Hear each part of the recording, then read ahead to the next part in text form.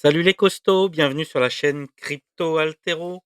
En ce mardi 4 mars 2025, j'ai nommé cette vidéo Une journée en enfer pour illustrer un petit peu l'état d'esprit dans lequel nous sommes.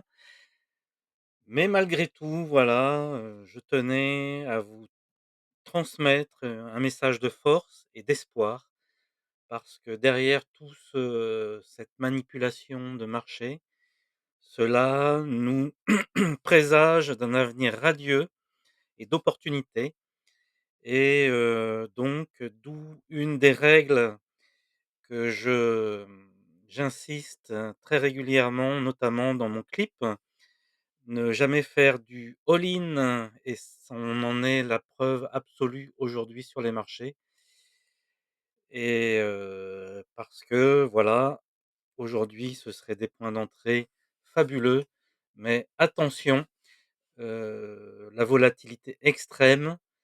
Une tendance globalement toujours baissière, donc on va aller voir tout ça sur les charts et la peur qui revient au galop. Donc allons-y. Comme je vous disais, donc une peur extrême. Donc nous voici de retour sur le Fear and Greed et une valeur inférieure à 30. Donc on avait remonté ces derniers jours et là de nouveau ça redescend donc suite à l'énorme chute qu'on a subie cette nuit. Voilà, c'est le marché passe son temps à faire du yo-yo, hein. Vous voyez, on passe, d'un jour à l'euphorie extrême, à la peur extrême en un seul jour. Donc c'est vraiment, psychologiquement très dur à tenir et si je peux, donc vous apporter ce petit soutien, d'espoir et bah, c'est ce qu'on va essayer de faire aujourd'hui. Donc n'oubliez pas que c'est dans la peur global que les fortunes se font et que là où les gens capitulent, c'est là où les institutionnels rentrent. Donc malheureusement, on n'a pas les capitaux des institutions et c'est en ça où je pense qu'il y a une espèce de manipulation en ce moment pour laisser le temps aux institutionnels dont l'administration Trump vient de libérer un petit peu par toutes ces mesures et décrets qui permet notamment aux banques d'investir et de proposer des produits crypto. Donc il y a cette manipulation qui n'est pas avouée, mais bon, qu'on pressent malgré tout, hein. Donc voilà, qui permettrait aux institutionnels de rentrer dans des bonnes conditions. Voilà, donc eh bah, l'alt season, hein, on peut, aller se rasseoir, hein. Je pense qu'on a le temps, de la voir venir, hein. Donc on n'en est qu'à 20. Je vous rappelle, une alt season, il faut, allez, pour qu'elle soit bien, commencée, bah, qu'elle dépasse les 75. Dès que ça dépasse les 75, il faut se poser la question de vendre ses alts, en tout cas une partie. Voilà, donc ça c'était pour un petit une petite piqûre de rappel, pardon. Donc pas de mouvement en ce moment sur World Liberty Financial. Je dirais que les cours sont à surveiller, dans les jours prochains pour pouvoir peut-être renforcer des positions dominantes, donc des grosses, caps si vous êtes surexposé aux alts. Donc pourquoi? Parce que, bah, on se rend compte que et moi-même, hein, j'ai beaucoup misé sur des alts et bah, le portefeuille fond comme neige. Donc toujours avoir cette rigueur d'esprit, 50 de son portefeuille fait de grosses caps, du top 10 et puis après on peut s'amuser avec, des projets moins capitalisés, porteurs d'espoir, ou en tout cas techniquement qui nous intéressent, en lesquels on croit. Ou qu'on ne croit pas forcément, mais qu'on pense que ça va être une narrative et je dirais une adoption massive. Parce qu'il faut voir aussi en termes de voilà, je dirais de comportement de masse et des réseaux sociaux, comment, ils arrivent à capter et à s'approprier, par exemple, les mêmes coins qui sont vraiment dans une dynamique, on l'a vu, hein, plutôt, bonne. Et je pense que, heu, un novice ou un retail comme on les appelle, qui rentre dans le marché et bah, qu'est-ce qu'il va faire? Il va aller sur les plateformes d'exchange les plus connues. Il va peut-être commencer par les jetons qui ont le FUD, qui sont en poupe, donc des shitcoins, comme on les appelle vulgairement dans le milieu des cryptomonnaies. Donc ça va être le Dogecoin, les agents IA qui ont bien baissé, ça va être, ouais, les PP, les AXZ là, les virtuals, voilà. Donc n'accordez pas trop de poids sur ces jetons. Comme je vous l'ai dit, attention, parce que la volatilité est extrême sur ces jetons, voilà, qui servent pas à grand chose pour l'instant. En tout cas, qui ne sont pas essentiels dans l'écosystème pour l'instant. Les agents IA, c'est un peu différent. Bon, faut trouver leur utilité. Ils ont un petit peu, parce que les agents IA, en fait, c'est un peu paradoxal. On veut s'approprier la technologie sur la blockchain, donc sur le «Web3» entre guillemets, sauf que, bah, ça existe sans cette technologie. Dans le Web2, les agents IA ont, pris une part importante, notamment, par exemple, dans le développement. On peut faire tourner des agents pour, coder automatiquement des applications en Web2. Donc qu'est-ce que cet écosystème va apporter? Le Est-ce qu'il va y avoir un intérêt des agents IA dans le Web3? Ça reste à démontrer, donc on le verra dans l'avenir. Donc toujours avoir un esprit ouvert et voir ce qui se fait, plutôt dans le «monde réel» entre guillemets, même si la crypto, ça fait partie, commence à s'institutionnaliser. Donc voilà, c'était un petit message de prudence aussi. Donc notre portefeuille global de 15 cryptos, bah, c'est vrai qu'il se fait un peu dégommer. On en est à -20. Bon, ça reste malgré tout, je dirais, plutôt raisonnable que si on avait constitué un portefeuille, complet de shitcoins. Donc, nous avons créé ce portefeuille, le 6 février 2025, donc à peine un mois. Et donc regardons par exemple, bah, les performances, qu'ont fait les cryptos en 30 jours pour pouvoir le comparer par rapport au marché. Donc, si on va sur CryptoBubble dans le mois et regarder dans le top 100, donc vous avez du -65, du -40, du -37, -27, -40. Je crois que là, vous commencez à comprendre l'intérêt d'avoir un portefeuille bien construit en termes de parts de large cap, donc de grosse capitalisation, de middle cap et de low cap. Vous voyez? Donc, si on va sur le top 100, globalement, on fait, 10-24 et il y a des jetons, qui viennent de nulle part, enfin, pour certains qui sont connus, hein, comme Maker, qui font des bonnes performances et qui rattrapent le coup. Mais vous voyez que globalement, vraiment tout le top 1000 est pas bon, hein. Heu, vous voyez, du -62, du -59, et autre chose, vous voyez, vous allez me dire, «OK, mais nos favoris là, on est à -34». OK, effectivement, on est à -34 dans le mois, sauf que notre répartition fait en sorte que finalement on s'en sort mieux, on fait que -20. Vous comprenez la différence entre, voilà, comme quoi la répartition des jetons est très importante.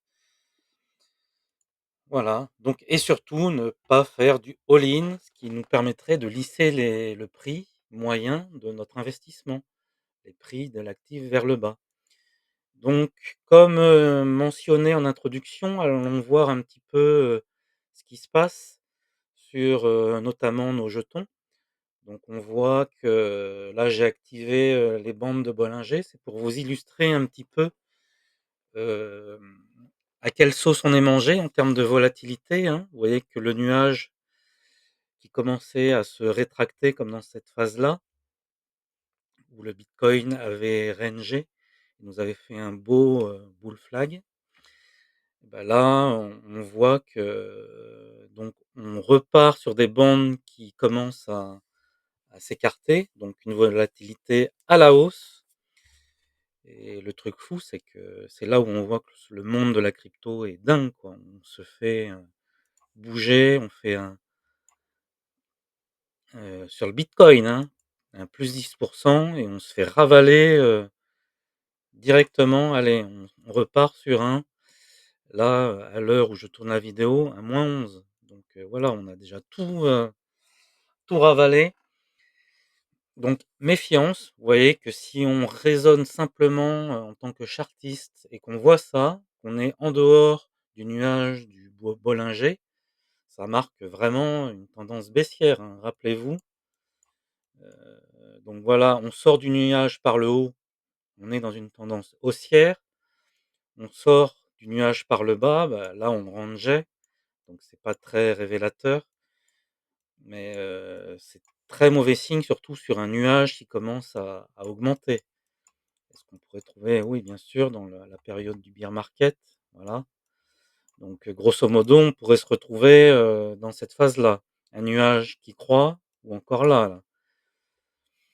On sort du nuage, donc méfiance sur les jours prochains, donc toujours les mêmes règles, on se tient aux règles, les 10 règles. On fait pas, de all-in, on ne court pas après les bougies qui tombent, donc restez calme, observons le cours, sa stabilisation et voyons dans les jours, semaines, qu'est-ce qui se produit, comment que ça se comporte. On faudrait attendre idéalement une contraction du range des bandes de Bollinger. Vous voyez que là, on s'était quand même, mangé, donc on parle de mai 2021, hein. De la sortie du nuage sur bitcoin, hein. Donc à la phase, on va dire, voilà, de recontraction du nuage, allez, un -36, hein. Ici, combien? Avant que le nuage se recontracte et en plus, on était reparti sur une phase baissière et juste sur ce petit mouvement-là, -34. Si on intègre tout ça, -60, -70. Donc méfiance, hein, c'est quand même un signal, vraiment fort, je dirais, de chute. Et ça ne me surprendrait pas que finalement, donc à voir dans les jours prochains, qu'on redescende sur le range des 73, vous voyez? J'avais noté cette, ligne, heu, violette, parce que vu dans la dynamique dans laquelle on est là et peut-être marché manipulé qui voudrait, voilà, peut-être avoir des cours et les gens sont un petit peu foufous, mais je peut sûrement, hein, qui jouent à des effets de levier. Dès que la peur, s'en va, hop, tout le monde est confiant, on fait des effets de levier et on se fait liquider. Regardez un petit peu toute cette masse de liquidation, donc le déséquilibre du marché dans les ordres futurs. Donc ça, ce sont des zones potentielles de retour du cours du prix et c'est en ça où je me dis qu'un BTC à 73 000 ce serait pas déconnant de le voir venir dans les jours prochains. Et qui veut dire un BTC dans les 73 000, donc des opportunités certes, mais des alts qui vont encore, malheureusement chuter, très probablement, quoi.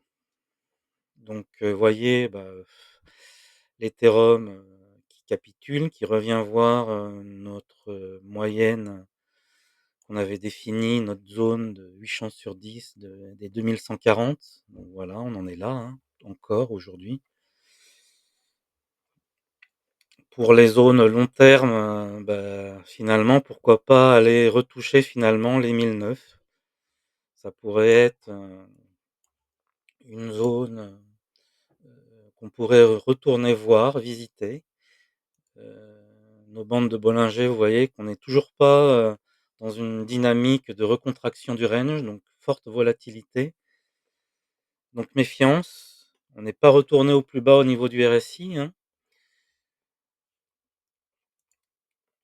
Qu'est-ce que ça nous dit sur les autres? Bah, Sol pareil, hein, on vient revisiter notre zone des 120. bientôt, 127, donc avec un nuage qui donc une volatilité qui augmente, le nuage qui augmente, sa largeur. Le LTC tient bon, hein, vous voyez que lui, malgré sa chute récente, bah, le LTC, fait, ouais, quand même -20, mais le nuage n'a pas l'air de vouloir, donc trop, donc s'écarter. En tout cas, voilà, donc c'est plutôt résilient selon moi. Le Dotcoin, bah, des points d'entrée, fabuleux, hein, si vous n'y êtes pas encore. Vous voyez que finalement, un RSI qui montre des divergences, c'est bien, mais ça suffit pas. Donc il y a toujours une part de qu'on ne maîtrise pas, hein, dans le trading. Donc là, on est vraiment sur des niveaux très, très bas du cours, vous voyez? Si on zoome un petit peu en arrière pour voir les zones, antérieures, on pourrait dessiner un petit range sur les zones de résistance passées. Voilà, on est en plein dedans, hein. Donc DOT, je vous le rappelle, c'est quand même un potentiel énorme, made in America, qui fait partie, en tout cas des ETF futurs, américains. Donc ils sont dans les starting blocks au niveau des gestionnaires de fonds américains pour lancer des produits, dessus, donc comme Litecoin, comme Ethereum et BTC bien sûr, donc d'autres, beaux projets, d'envergure en tout cas en termes d'adoption, des marchés américains. Injective Protocol, oh là là, il refait encore un plus bas. Bon, bah, peut-être que, comme je vous dis, hein, attention, vous voyez que les nuages, sont pas bons. On est dans une dynamique baissière. La Tous les prix de ces actifs sont en dessous de la moyenne centrale de la bande de Bollinger, hein, de Bollinger. Vous voyez? Toutes, sans exception. Même le Litecoin, il est en dessous, alors qu'il avait tendance quand même à être plus résilient que les autres. Donc dynamique baissière, donc je dirais patienter. Pour moi, il faut patienter et puis, recharger si jamais ça descend plus bas, si c'est possible bien sûr. Mais la volatilité est vraiment trop importante. Il faut que les cours se calment, pardon, et donc ne pas agir dans la précipitation. En termes des dominances, on peut aller faire un petit check-up. Bah, le bitcoin est toujours dans son petit range, pas de mouvement, important qui pourrait nous donner des indications sur des prévisions futures. L'Ethereum dominance qui chute, donc pas bon, hein. Le Total 3 qui nous avait explosé, pendant le week-end, qui nous avait fait plus 300 milliards, tout a ravalé. On est sur quoi? Ouais, on était à 932 milliards et là on a rechuté, à 810 milliards. C'est vraiment fou. Le nuage aussi, vous voyez, qui augmente. Donc voilà, maître mot, prudence, vous en tenir à vos plans, vous ne vendez pas, vous avez investi, peu importe à quel moment. Tenez-vous à vos points, de sortie long terme. Au pire des cas, donc mettez-vous dans l'esprit que, et ben finalement, on peut même attendre 4, 5 ans pour avoir un nouveau cycle haussier, hein. Ça, ce serait le pire des scénarios, bien sûr, j'y crois pas une seconde. Je pense que de la fin de l'année sera exceptionnelle et que les institutionnels se laissent, du mou et nous cassent un petit peu le marché qui était une bulle d'initiés avant et que ça change un peu la donne, donc peut-être un rallongement des cycles précédents. Donc ne perdez pas espoir, laissez la volatilité, telle quelle, ne vendez pas sous la panique et tout ira bien. Et ben, je vous souhaite une très bonne journée les costauds et à très vite. Ciao, ciao. Confession crypto pour les costauds.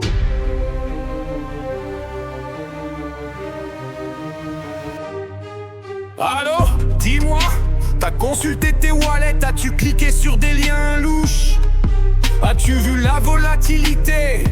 Pour ça faut que tu m'écoutes. Je sais tu voulais la Lambo, mais c'est Bybit qui a perdu ton dépôt. FTX t'as tout pris, t'as plus rien. Tu cries au scam, mais fallait être malin. Tu croyais au projet, au white paper, mais c'était du vent, juste un rug pull majeur. Des promesses, des rendements abusés. Les Ponzi ça finit toujours par cracher. Oh non, non, non. T'as tout perdu dans le verrage trading. T'as misé du x100 sur un shitcoin random. Oh non, non, non. Tu pensais être le prochain CZ, mais t'as juste financé le yacht d'un dev. T'es-tu formé à la blockchain? Tu n'as pas cédé au FOMO. J'espère, tant que t'as pas vendu, tout va bien. Mais protège tes biens et diversifie bien. J'espère que t'as pas tradé en mode YOLO, avec du x3 sur du perpétuel frérot. Comment veux-tu faire mieux qu'un pro? Tu sais qu'il perd une fois sur deux, poteau. L'investissement est plus prudent, mais faut le faire au bon moment. Alors abonne-toi à Crypto Altero et prends des notes sur mon flow. Allez, je te dis tout. Si tu veux pas finir broke en 2 secondes, écoute bien mes 10 règles, poteau. 1. Acheter bas et revendre haut, la logique. 2. Discipline et conviction, tiens-toi à ton plan. Pas d'all-in jamais, c'est un piège mortel. 4. Diversifie mais pas trop sinon c'est bordel. 5. Connaissance de soi, investisseur vs trader. 6. Prends des profits sinon tu te prends moins que devenu 20%, c'est la galère. Pas de low-cap en trading, c'est dangereux. Accumule en discount, vise Fibonacci et zone creuse. Sois plus malin qu'à 95% des gens. RSI, ordre auto, patience et plan. Écoute mon son 10 fois par jour et la force sera en toi pour toujours. Oh non, non, non, t'as compris la leçon cette fois. Prends pas la crypto pour un casino de Las Vegas. Non, non, suis les règles, protège tes fonds. Et peut-être qu'un jour tu auras une lampe.